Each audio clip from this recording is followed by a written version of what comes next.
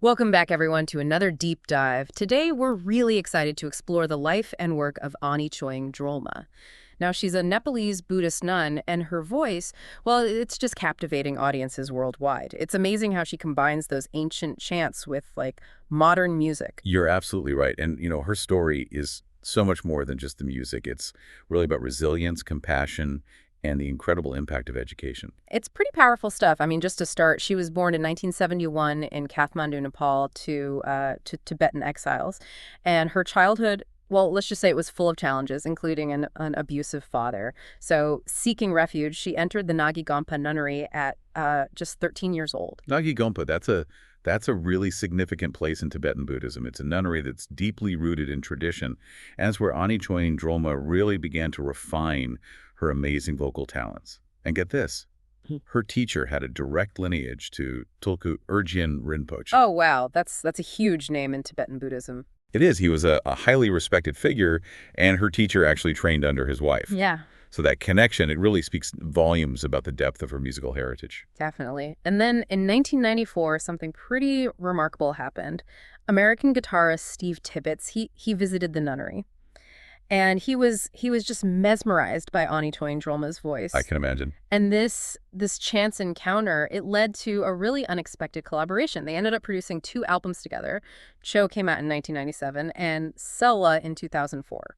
And these albums, they were more than just music, right? They were like these cultural bridges. Ani Choying Drolma's voice, steeped in that Tibetan Buddhist tradition, it blended so seamlessly with contemporary musical arrangements.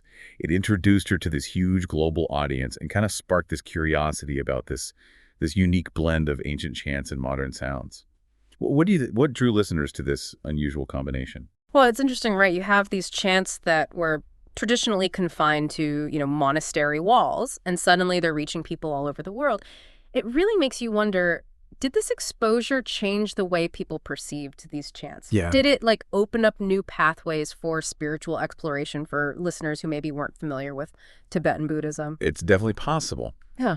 But Ani Choying Drolma's story, it doesn't stop with just the music. Driven by this profound compassion, she also embarked on a journey of humanitarian work. So in 1998, she established the Nuns Welfare Foundation.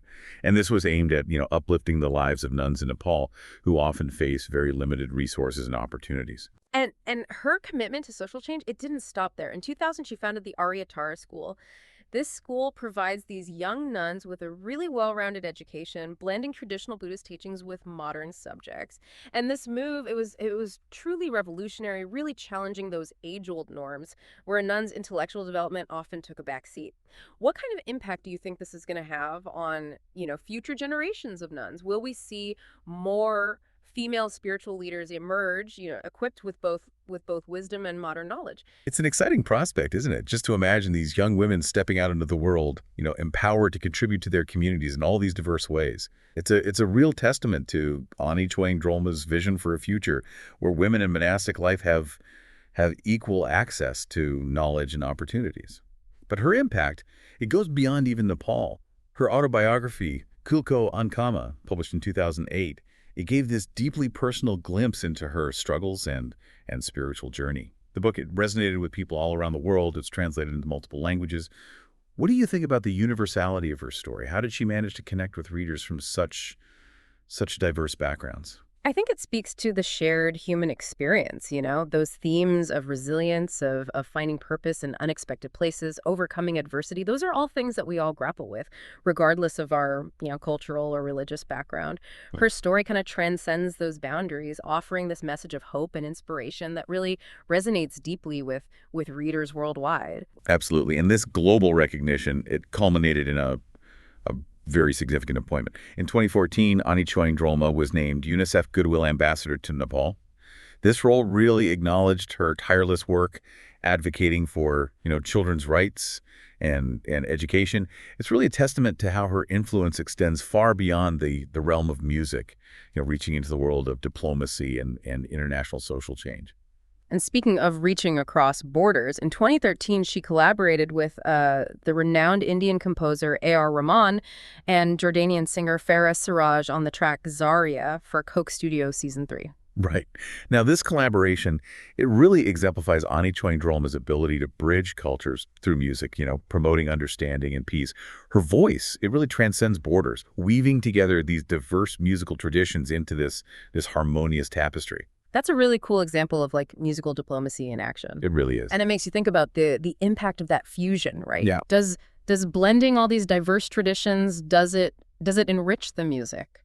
Or does it kind of risk diluting the distinct cultural identity of each element? It's a really interesting question, and it's one that we could probably spend a whole deep dive exploring. Oh, for sure. I mean, how do we balance, preserving cultural heritage with embracing new creative expressions? It's an ongoing dialogue, especially in a world where cultural influences are constantly, intersecting and evolving. Absolutely. And Ani Choying Drolma's work, it invites us to consider these complex questions, but her musical journey, it takes on this even deeper meaning when we consider the specific challenges faced by nuns in Nepal. Historically, their access to education and resources has been very limited, sometimes even discouraging intellectual pursuits.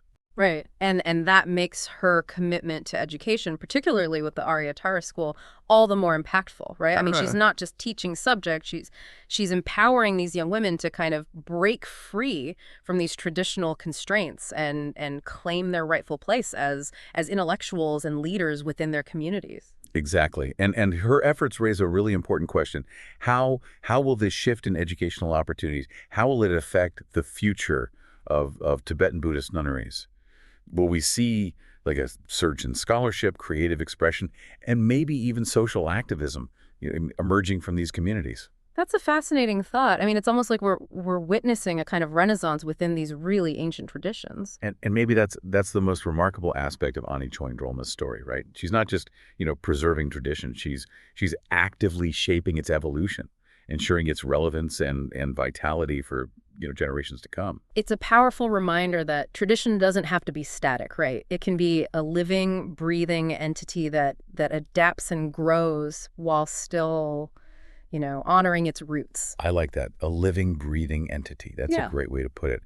And she does all of this, with such incredible grace and humility. Her dedication to service, both through her music and her humanitarian work, it really says a lot about her character. It makes you think about like the potential we all have to make a difference. She started with just a single voice, sharing these ancient chants with the world, and that voice has rippled outward, touching lives, inspiring action, and creating positive change on a global scale. Yeah, it really is proof that even small acts of compassion can have a profound impact, whether it's supporting education, advocating for those in need, or just simply sharing our unique talents with the world. We all have that power to contribute to something bigger than ourselves.